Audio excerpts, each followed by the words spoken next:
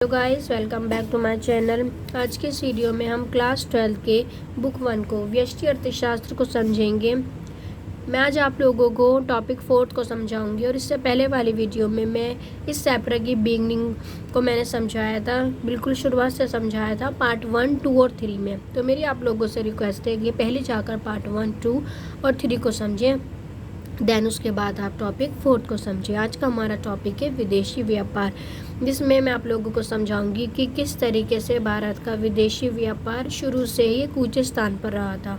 हमारा जो भारतीय ट्रेड था या व्यापार था वो शुरू से उच्च स्थान पर रहा था। वो क्यों रहा था? अगर आप लोगों ने पार्ट 1, 2 और 3 देखा है तो आप लोगों को ये बात पता होगी कि वो क्यों रहा था, बट मैं फिर भी आप लोगों के लिए इसे एक बार रिपीट कर देती हूँ। वो इसलिए रहा था क्योंकि जो भारतीय हस्तशिल्प उद्योग था या जो हाथ से बनाई हुई वस्तुएं होती थी या भारत के जितने भी हैंडीक्राफ्ट प्रोडक्ट थे वो विश्व भर में काफ़ी प्रसिद्ध थे। जो भारत के हाथ से बनाए हुए वस्तुएं होती थी उनकी क्वालिटी बहुत अच्छी होती थी, लोग उन्हें बहुत अधिक पसंद करते थे। लेकिन किस तरीके से ब्रिटिश ने आकर के भारतीय बाजार को कंपटीशन देना शुरू करा। अब वहाँ मशीन से बनी हुई वस्तुओं को अधिक पसंद किया गया, ना कि उन वस्तुओं को जो भारतीय हस्तशिल्प या भारतीय हाथ से बनी हुई वस्तुएं होती थी। तो आई होप आप लोगों को बच्चों ये समझ में आया हो कि इस टॉपिक में हम बेसिकली क्या क्या पढ़ने वाले हैं।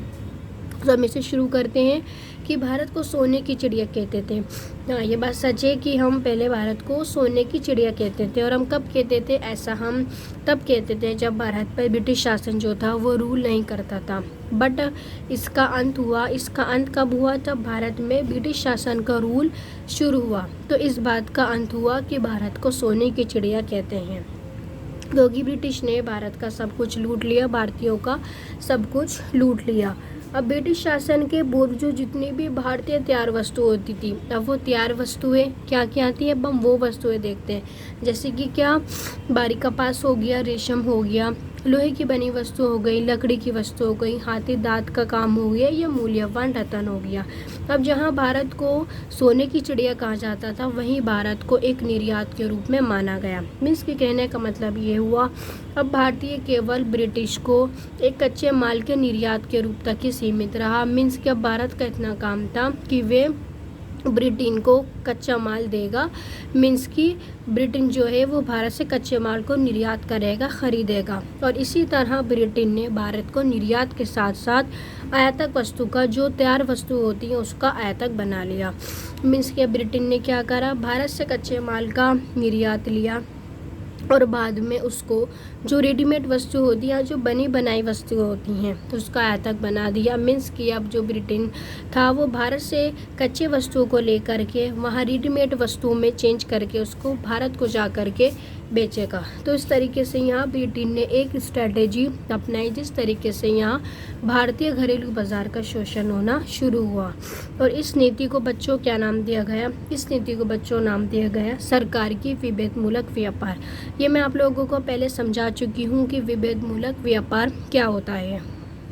मैं आप लोगों को ये दोबारा समझा देती हूँ। विभेद मूलक नीति के अंदर क्या था कि जब ब्रिटेन भारत से, मीन्स कि जो ब्रिटिश है वो भारत से जब आयात करेगा या अपनी बनी बनाई वस्तुओं को भारत में ले जा कर के बेचेगा तो उस पर कोई टैक्स नहीं लगेगा, वो बिल्कुल आय से बिल्कुल मुक्त रहेगा। वहीं जब भारतीय जो है वो बाज़ार में वो या जो वो ब्रिटेन बाज़ार में जा कर के अपनी वस्तुओं को बेचेगा तो वहाँ पर उस पर काफ़ी भारी टैक्स लगाया गया। सो आई होप बच्चों आप लोगों को ये विभेद मूलक नीति समझ में आई हो कि जब ब्रिटिश वस्तुओं को बेचेगा तो उस पर कोई हैवी शुल्क नहीं लगाया गया, और जबकि एक भारतीय ब्रिटेन को अपनी वस्तुएं बेचेगा उसके मार्केट में जाके तो वहाँ पर हैवी टैक्स लगा दिया गया, जिसके कारण लोग भारतीय वस्तुओं से खुद ही पीछे हट गए क्योंकि उसके ऊपर काफ़ी हाई टैक्स लगे हुए थे। तो ये एक ब्रिटिश सरकार की स्ट्रैटेजी थी कि किस तरीके से भारतीय बाजार के उत्पादन को या भारतीय हस्तशिल्प उद्योग को बुरी तरीके से नष्ट किया जाए या उसका अंत किया जाए। सो आई होप बच्चों आप लोगों को एक छोटा सा टॉपिक समझ में आया हो, विदेशी व्यापार। आगे अब हम इसके और पॉइंट को डिफाइन करते हैं, इसे और एक्सप्लेन करने, इसे समझने की कोशिश करते हैं। सो आगे जो इसका फर्स्ट पॉइंट है वो पॉइंट है कि कच्चे माल का शुद्ध निर्यातक एवं तैयार वस्तु का शुद्ध आयातक। वही जो मैंने आप लोगों को अभी समझाया कि ब्रिटेन जो है वो भारत से कच्चे माल को ख़रीदेगा, मीन्स कि जो ब्रिटेन है वो भारत से कच्चे माल को ख़रीदेगा, मीन्स कि भारत को कच्चे माल का निर्यातक बनाया गया। और वहीं दूसरी ओर भारत जो ब्रिटेन है वो भारत से कच्चे माल के आयात करेगा, मीन्स कि ब्रिटेन जो है वो रेडीमेड वस्तुओं को भारत में आकर के बेचेगा। कच्चे माल का शुद्ध निर्यातक बना दिया गया है, मीन्स कि ब्रिटेन कच्चे माल को खरीदेगा और रेडीमेड वस्तुओं को भारत में जा कर के बेचेगा। तो आई होप कि ये छोटे छोटे पॉइंट आप लोगों को समझ में आए होंगे। ऐसा प्रशुल्क नीति के कारण हुआ विभेद मूलक। मैं आप लोगों को ऑलरेडी समझा चुकी हूँ कि विभेद मूलक प्रशुल्क नीति क्या है। भारतीय कच्चे माल तथा प्राथमिक वस्तुएं क्या हैं, जैसे कि कच्चा रेशम हो गया, कपास, ऊन हो गया, पटसन, नील हो गया, चीनी हो गया इत्यादि का शुद्ध निर्यातक बन गया। मीन्स कि ब्रिटेन को जिन भी कच्चे माल की ज़रूरत होती थी, अब यहाँ उन्होंने कच्चे माल के वस्तुओं का नाम दे रखा है, जिसमें से ये वस्तुएं थीं जिनको ब्रिटेन भारत से निर्यात करता था या भारत से ख़रीदता था। और वहीं ब्रिटेन ने भारत को अपने वस्तुओं का शुद्ध आयातक बना दिया, मीन्स कि वही कि वो भारत में जा कर के अपनी वस्तुओं को बेचेगा। तो इस कारण हमारा भारत शुद्ध आयातक बन गया।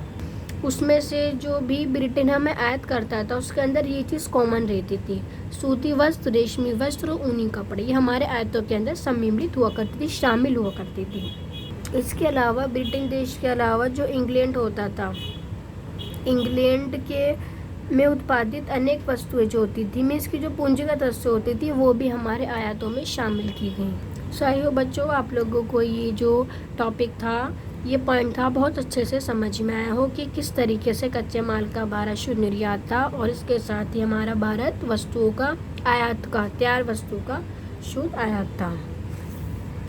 नेक्स्ट टॉपिक समझते हैं। नेक्स्ट पॉइंट, अब इसने बोला है भारत के विदेशी व्यापार का एक अधिकार नियंत्रण, मीन्स कि जो भारत का ट्रेड था, बिजनेस था, उसका एकमात्र ब्रिटेन पर ही नियंत्रण था, मीन्स कि ब्रिटेन का ही हमारे भारत पर ज़्यादा से ज़्यादा नियंत्रण था।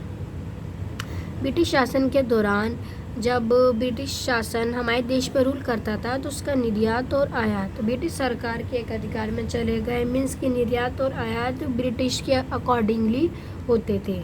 अब लगभग जो भारत का आधा ट्रेड था, कितना प्रतिशत ट्रेड था, लगभग 50% जो ट्रेड था वो भारत और ब्रिटेन के बीच सीमित था, मीन्स कि जो भी भारत का आधा ट्रेड रहेगा तो उसमें से जो बाकी का शेष ट्रेड था या जो बाकी का बचा हुआ ट्रेड था, बाकी का बचा हुआ बिजनेस था, वो चीन, सिलोन, जिसे हम वर्तमान में श्रीलंका कहते हैं, पर्शिया जिसे आज वर्तमान में हम ईरान भी कहते हैं, से होता था। मीन्स कि पूरा 50% एक देश से होता था और बाकी का 50% इन देशों से होता, चीन से, श्रीलंका से और ईरान से।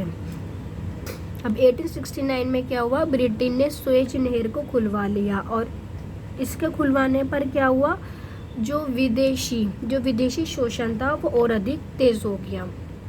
मीन्स कि आप लोग समझ लो, ये ऐसे करके यहाँ पर एक मैप है। अब यहाँ से लेकर यहाँ तक जाना, भारत में जाना विदेशों के लिए टफ होता था, तो ब्रिटेन ने क्या करा कि वहाँ से सीधी नहर खुलवा ली, राज्यों के बीच में से नहर खुलवा ली और डायरेक्ट उस पर शोषण करना शुरू कर दिया। आप समझते हो, डायरेक्ट का मतलब बिल्कुल सीधे तरीके से राज्यों के बीच में से ऐसे करके ये नहर के ज़रिए से इसने ऐसे करके डायरेक्ट अपने शोषण करना शुरू करा, जिसके अंदर जो शोषण की प्रक्रिया थी वो और अधिक तेज़ हो गई।